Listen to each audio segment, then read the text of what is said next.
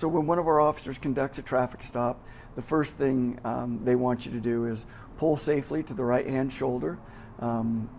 They will stop you where they want to stop you. So don't drive around the corner. Don't go where you believe it's safe. They are picking the location for the traffic stop. The next thing is they want you to keep your hands on the steering wheel and listen to their instructions. What we're looking for in a traffic stop is really cooperation. We want the traffic stop to go as smoothly as possible. We will explain to you why you're being stopped. If we want to look at your driver's license or your registration or your insurance, then we will ask for that.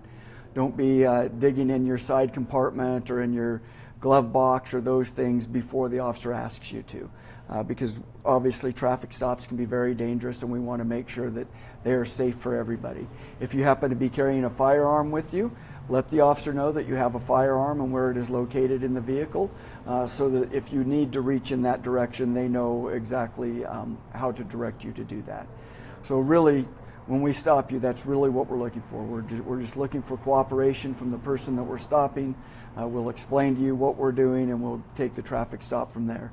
If it's at nighttime, we would prefer that if you turn on your dome light so that we can see the interior of the vehicle, so that that's lit up, so that we don't make any judgments on what you're doing, and don't you assume to know why we're stopping you. We'll explain all of that to you. Well, one of the absolute don'ts is do not get out of your vehicle unless instructed to do so by a police officer.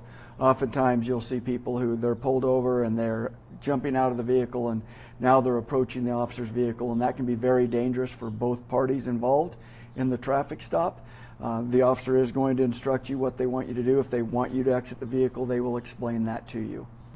I think the biggest thing is realize that we understand that when you're getting pulled over, you're going to be nervous. Your perspective of what is occurring on that traffic stop is very different than our perspective.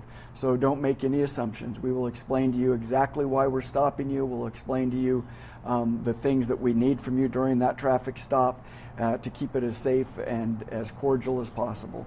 And that really is the idea behind this. When we stop somebody for a traffic violation, especially moving violations, it's because we're trying to keep the motoring public safe and those around you safe.